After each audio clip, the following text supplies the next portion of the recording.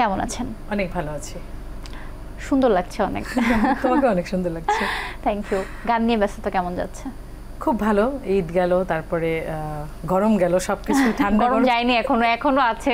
ঠান্ডা গরমে প্রোগ্রাম, কাজ, কিছু স্টুডিও কাজ ভালো যাচ্ছে। আর ঈদ চলে গেল এবং আরেকটা ঈদ সামনে আসছে। আমি যে ঈদটা গেল আমাদের রোজার ঈদ, কি কাজ এসেছে?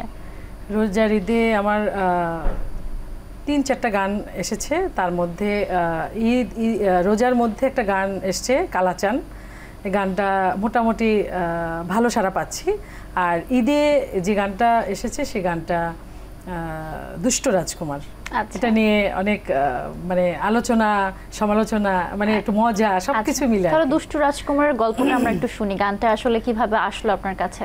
গানটা আসলো, গানটা সালাউদ্দিন সাগর ভাই গানটা লিখেছেন, লিখে বলছেন যে দিদি এটা আপনার ট্র্যাকের গান যদিও না, খুবই জমজমাট গান, আমরা চাই যে আপনিও কিছু, যেহেতু রাগ করে না মানুষ এইভাবে মানুষ লুফে নিয়েছে, এই গানটা আপনি করেন। তাই আমি বললাম যে এই গান কি আমার সাথে আসলে কি যায়?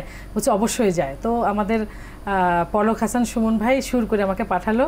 তো আমি গানটা শুনলাম, মজাও নিলাম। তো ভাবলাম যে না, গান যেহেতু করতেছি, ফার্স্ট গান এই টাইপের গান, ফোক মেলোডি সহ একটা গান, ঠিক আছে, মানুষ দেখি কি হয়।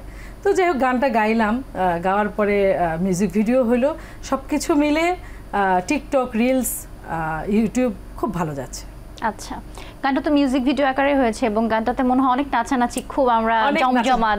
একটা বড় কথা হচ্ছে মিউজিক ভিডিও করার জন্য আমি গেছি, কিন্তু মিউজিক ভিডিওর মধ্যে মানে যারা মডেল ছিলেন, প্রিয়া আর হচ্ছে নিলয়, তো ওরা আরও কিছু গ্রুপ ছেলে মেয়ে ছিল, ওরা যেভাবে ডান্স করতেছে, আমি লুকাই ওখান থেকে চলে এসেছি থেকে যে আমার এখানে আমাকেই মানাবে না, আমি ওদের মধ্যে পারফরমেন্স করতে পারবো না। গান গেয়েছি, ইটস ওকে। তো আমি চলে এসেছি। তারপরে সব কিছু মিলে খুব ভালো হয়েছে মিউজিক ভিডিওটা।